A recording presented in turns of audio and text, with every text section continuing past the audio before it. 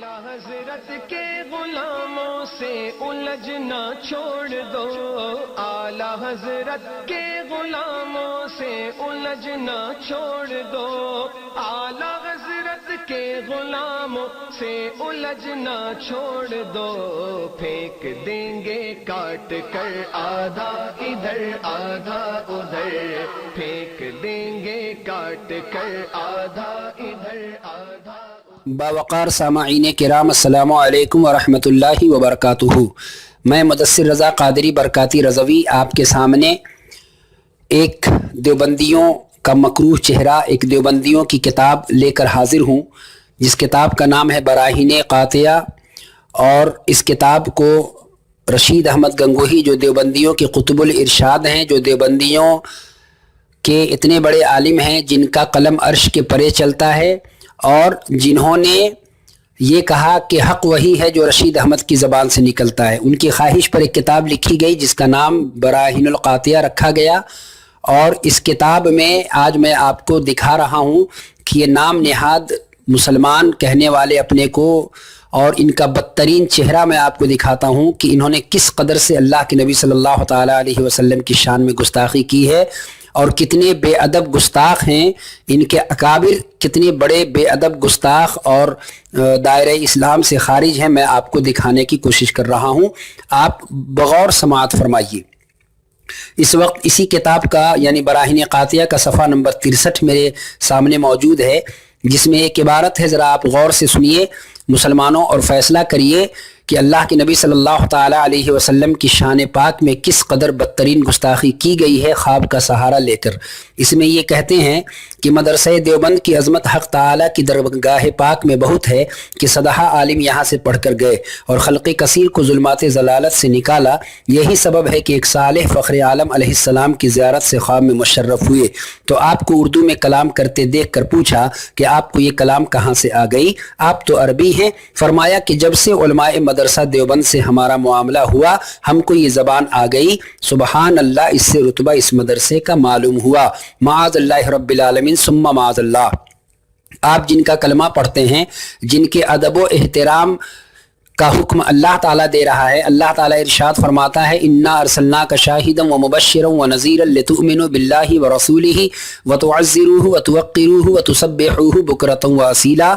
ए महबूब, बेशक हमने आपको भेजा मुबश्शिर, बशीर, नज़ीर बनाकर, ताकि ए लोगों ईमान ले आओ अल्लाह ताला और उसके हबीब पर, और मेरे रसूल की ताज़ीम व तौक़ीर करो। यानी अल्लाह ताला अपने हबीब की इज़्ज़त, अपने हबीब की अज़मत और अपने हबीब की शान को बयान कर रहा है, और अल्लाह ताला मोमिनों को हुक्म दे रहा है कि मेरे महबूब की ताज़ीम और तौक़ीर करो।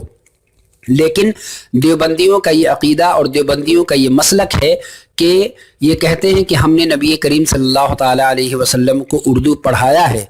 अब देखिए ये क्या कहते हैं कि एक यानी देवबंद के एक बुजुर्ग थे जिन्होंने ख्वाब में देखा नबी करीम सल्लल्लाहु ताला अलैहि वसल्लम को, तो अल्लाह के नबी उर्दू बोल रहे थे। इसने पूछ लिया कि आप तो अरबी हैं, आप उर्दू कैसे जानते हैं? तो हुजूर करीम सल्लल्लाहु ताला अलैहि वसल्लम ने फरमाया, बकौल उसके कि फरमाया कि जब से उलमाए मदरसा देवबंद से हमारा मामला हुआ, माअज़ल्लाहि रब्बिल आलमीन, यानी मदरसे उलमाए देवबंद से, यानी मदरसे में जितने उलमा थे, जब नबी करीम का उठना बैठना, नबी करीम का आना जाना मदरसा में होना शुरू हुआ, ये ज़बान इनको उर्दू की, अल्लाह के नबी को उर्दू आ गई। लेकिन अफसोस ये है कि ये इतने बदतरीन और इतने जाहिल हैं कि इनको ये भी मालूम नहीं है कि जिससे कलाम कर रहे हैं वो अल्लाह के नबी हैं, वो महबूब कौनैन हैं, जिनकी शान खुद खालिक़ कायनात इरशाद फरमाता है, इन्ना आतैना कल कौसर। ए महबूब, हमने आपको बेशुमार खूबियाँ अता की, और जिनको पढ़ाने का दावा खुद अल्लाह का है। अल्लाह ने खुद कहा कि ए महबूब, हमने आपको पढ़ाया। 27वां पारा सूरह रहमान शरीफ है, अल्लाह इरशाद फरमाता है, अर्रहमानु अल्लमल कुरान खलक़ल इंसान। रहमान ने महबूब को सिखाया, कुरान सिखाया और इंसान को पैदा किया। आप तफसीर खाजिन उठा के पढ़ लीजिए।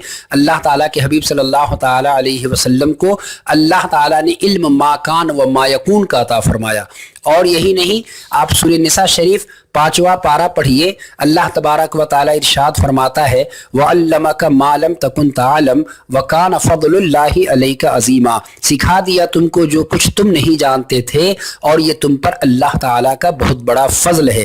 اور یہ علم جو ہے سکھا کے اللہ نے اپنے فضل کو جتایا کہ محبوب علم ہم نے آپ کو دیا ہے, لیکن یہ آپ پر اللہ کا بے پناہ فضل اور کرم ہے. لیکن یہ مولوی بدترین اپنے آپ میرے آقا صلی اللہ تعالیٰ علیہ وسلم کی شان میں گستاخی کرتا ہے اور خواب کا سہارا لیتا ہے.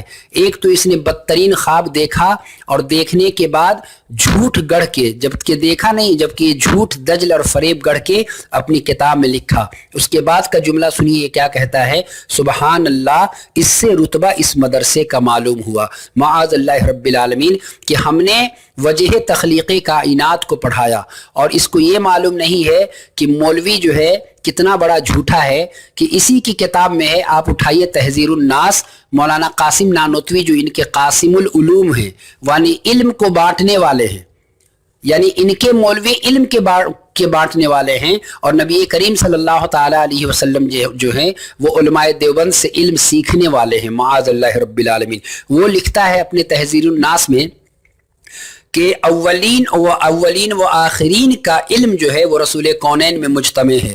اب آپ بتائیے, اولین میں حضرت آدم علیہ السلام ہیں, اور آخرین میں خود نبی کریم صلی اللہ تعالیٰ علیہ وسلم ہیں. اب کل کائنات کا علم اللہ نے اپنے حبیب صلی اللہ تعالیٰ علیہ وسلم کو عطا فرما دیا. میں اس کے گھر کا حوالہ ایک اور پیش کرنا چاہوں گا. اشرف علی تھانوی جو ان کا حکیم الامت ہے, جس نے ایک کتاب لکھی, اس کتاب کا نام رکھا نشر الطب. وہ کتاب اس وقت میرے پاس موجود ہے. اس کتاب میں امام شرف الدین بوصیری علیہ الرحمۃ و رضوان کا ایک قصیدہ تحریر فرمایا, لکھا. امام شرف الدین بوصیری نے اس قصیدہ کو لکھا, اور اس قصیدہ کے کم از کم 60 سے زیادہ اشعار نشر الطب میں اشرف علی تھانوی نے لکھا بھی عربی میں, اور اس کا ترجمہ بھی کیا.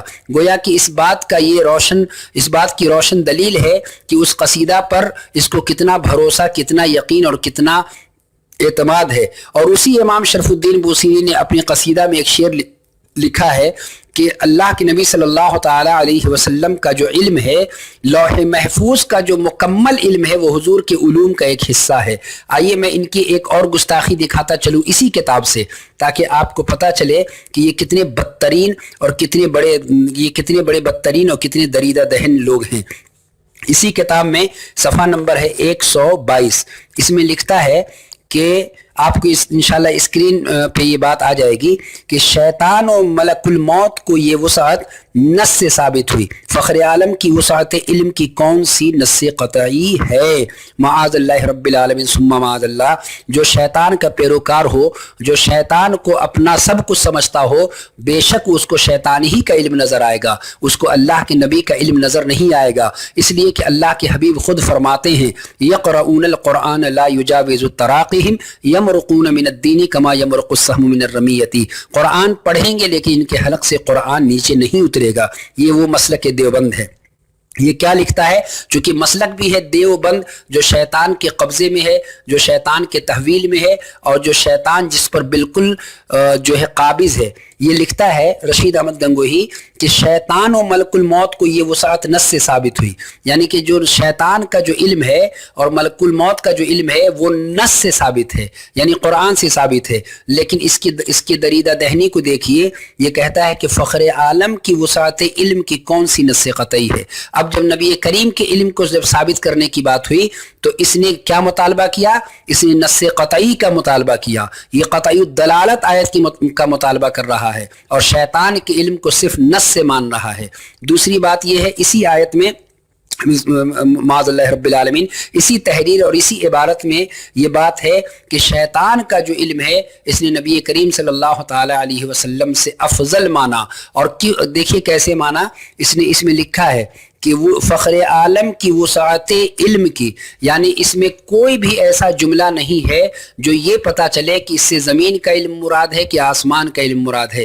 یہ مطلق حکم ہے. جیسے اللہ تبارک و تعالیٰ نے فرمایا قرآن کریم میں کہ اللہ تبارک و تعالیٰ ارشاد فرماتا ہے کہ اے لوگوں, خون تم پر حرام ہے, اب چاہے وہ گدھے کا خون ہو, گھوڑے کا خون ہو, خنزیر کا خون ہو, جس چیز کا خون ہو, وہ تم پر حرام ہے، مسلمانوں پر خون کو حرام کر دیا گیا ہے۔ میں نے ایک مثال پیش کیا ہے، اسی کو آپ دیکھیں، اس میں صاف لکھا ہوا ہے وسعت علم کی کون سی نص قطعی ہے، یعنی صاف علم کا انکار ہے کہ نبی کریم کا جو علم ہے وہ شیطان کے علم سے وسیع نہیں ہے، وہ شیطان سے بہتر نہیں ہے۔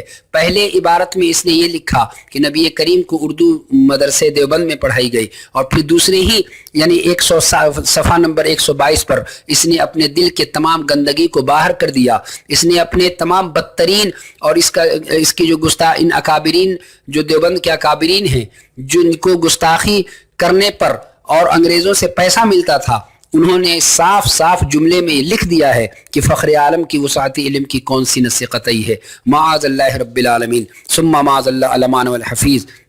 جبکہ نبی کریم صلی اللہ تعالی علیہ وسلم کا علم پاک وہ علم ہے کہ آئیے میں صرف 2 حدیث پاک آپ کو سناؤں۔ اللہ کے حبیب صلی اللہ تعالی علیہ وسلم فرماتے ہیں، کتاب العلم کی ایک حدیث ہے، میرے آقا فرماتے ہیں کہ دودھ مجھے پیش کیا گیا، میں نے دودھ پی لیا اور پھر میں نے دیکھا کہ وہ دودھ میری ناخون سے بہہ کے باہر نکل رہا ہے۔ حضرت فاروق اعظم رضی اللہ تعالی عنہ نے پوچھا کہ یا رسول اللہ، آپ جو یعنی کہ یا رسول اللہ اس سے آپ کیا مراد لیتے ہیں؟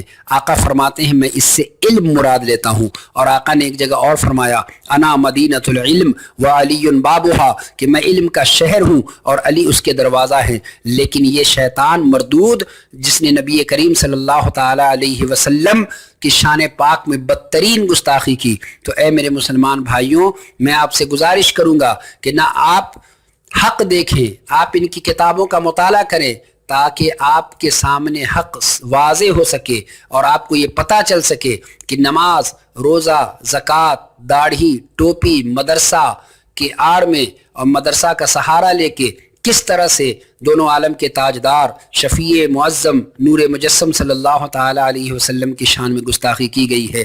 اور یہ آج بھی کتاب چھپ رہی ہے، اس کتاب کو چھاپنے کے لیے دارالکتاب دیوبند سے کتاب چھپی ہے، اور میں نے اس کتاب کا پورا اسکین پیج انشاءاللہ عز و جل عنقریب آپ کے جو یہ آڈیو انشاءاللہ نیٹ پر آئے گی اس پہ آپ دیکھیں گے انشاءاللہ۔